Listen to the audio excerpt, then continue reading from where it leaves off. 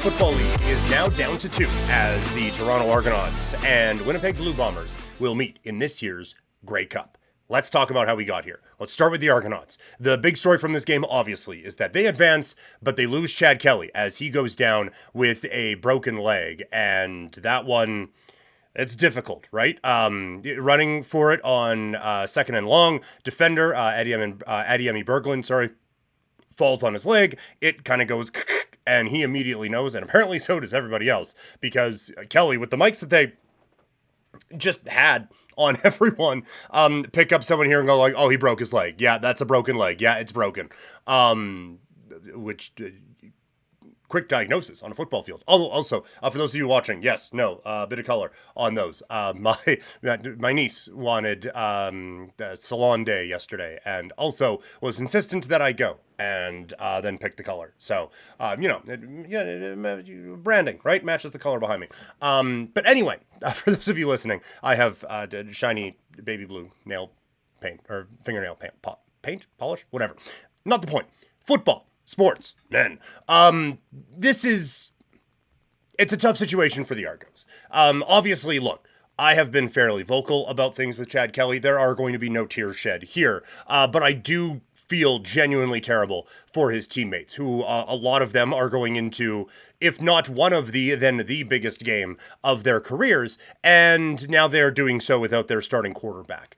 The one thing that I think the Argos can latch onto this week is that they won that football game, a lot of it kind of without Chad Kelly. But before they make that big touchdown drive at the end of the first half, Kelly had 23 yards passing, and they still finished that half up 21-17. Their defense gave up a ton of yards, but they were still able to force some turnovers in huge moments in that football game. And then Janarian Grant busts one off for a touchdown in special teams. Also, there is a pick six that lets them have the lead. Yes, obviously, their chances go down significantly without Chad Kelly there. Arbuckle clearly wasn't it in the middle of the season, and I can't imagine a week's worth of practices in November are going to be enough to get him to that point. So, what do you do, right? They're going to have to get creative. That is the only thing that really can come out of this, is that Janarian Grant's involvement, I think, needs to be expanded on. I think a lot is going to be relied upon Kadeem Carey, and then you have a talented receiving core that is going to have to step up. Polk, Daniels, all of them are going to have to play, Coxie as well, going to all have to play the biggest games of their lives this week if they are going to come away from the 111th Grey Cup with a championship victory. Also, and this is a weird thing to say given some of the stuff we just mentioned, the defense needs to be better. It is tough to say that with the defense that forced that many turnovers, but they gave up way too many yards in this game. And look at what happened to Saskatchewan, and we'll get to that in a second. Look what happened to Saskatchewan against the Winnipeg Blue Bombers. It was a turnover-based approach, and Winnipeg just picked them apart.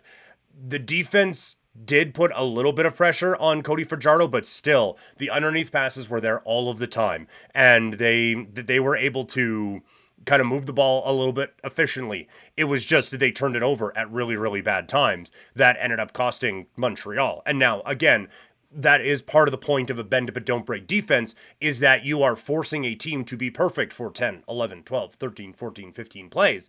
And Montreal wasn't, very clearly, in this game, but I just feel like if that same defense goes out there against Winnipeg, they're kind of going to get killed. And that's obviously not what they want coming up here in the Grey Cup. On the Montreal side, it's very easy to say it, but they fumbled away an opportunity. The turnover's killing them in this game. 4 fumbles in scoring territory, and then a pick six. Like, that's your ball game. You end up losing this one by a couple. That's all of that right there. If one of those doesn't happen, they win this game. And honestly, if one of those doesn't happen, it shifts the entire momentum of that game. That one fumble where they get the interception and they're bringing it back, and it is a fumble and down they go, and the Argos recover it. If they don't do that, think of how quickly that shifts in Chad Kelly's mind about how he just came off of this East final last year where he threw a bajillion and 1 picks, and it ended up costing them a chance to go to the Grey Cup, and now it's happening again in this game, and it's early. But for them to get that ball back just kind of lets him have a moment in there, and that that I think really did allow them to kind of get settled back into this game. You also see in this game why Cody Fajardo can be so frustrating. On one play, the pick six, that again is a big shift in how this game went, you see his feet are set for exactly 0 seconds. He is bouncing around all over the place. And that chaotic energy can, when it works, it's uplifting and it's inspiring. But when it doesn't, goddamn does it look bad. And he's bouncing around and he's ready and we're gonna go. And then he's not set. He has to panic. Shot put, it was actually a pass, but he throws the ball to the running back. Fletcher probably should have that one, but it is a little bit out in front. It gets tipped a couple times, picked, it's going back that way. It's a touchdown. Fajardo in that play looked like the video editing trick where you have one thing that's going at like 3x speed and everything else is moving around in slow motion. But it was all at the same regular speed. Like, it was chaotic. And then it's an interception. And then later, there's pressure coming. He is able to roll out and on the move, put a dot right to his receiver for a touchdown. Like, just one of the prettiest plays you saw all weekend. And he's just able to nail it. And it's like, how are you that... Like, what? What happened there? How are you that composed there and not on some of those other plays? How are you both the same human being? It is unbelievable. Like you see the tantalizing plays that make him a Grey Cup MVP while also seeing the plays that had fans in Saskatchewan ready to drive him to the airport when he became a free agent. So there's a lot of talk now already about the quarterback situation out in Montreal. If Philpott doesn't get hurt, I genuinely think that this team turns out very differently this season.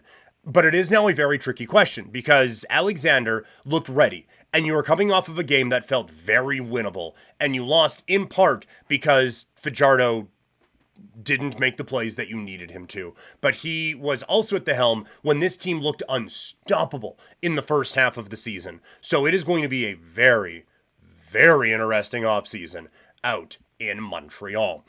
Shifting gears now to the West, where the Winnipeg Blue Bombers are in a familiar spot off to the Grey Cup again. That was about as complete a performance as you will see from a team in the Canadian Football League.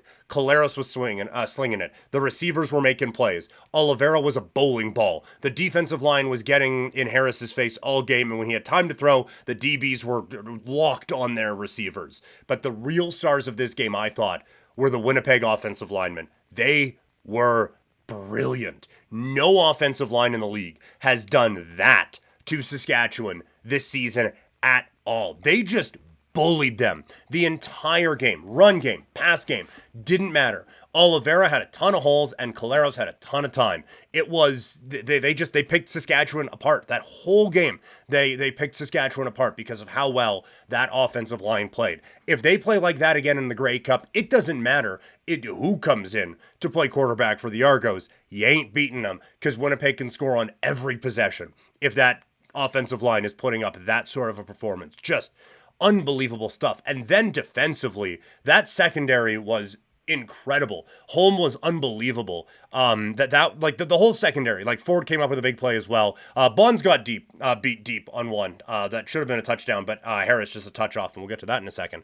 But in the CFL, when you have such a big field to cover, it is really difficult to lock a team down the way they did. They completely toyed with Saskatchewan. Harris was off all game, and the defense, I think, was a very big reason for it. Like I said, if they play even remotely close to that style of football again, then a lot of people are going to be tuning out after the Jonas Brothers concert because that game's going to be over quick. So it's going to be a really interesting Grey Cup now.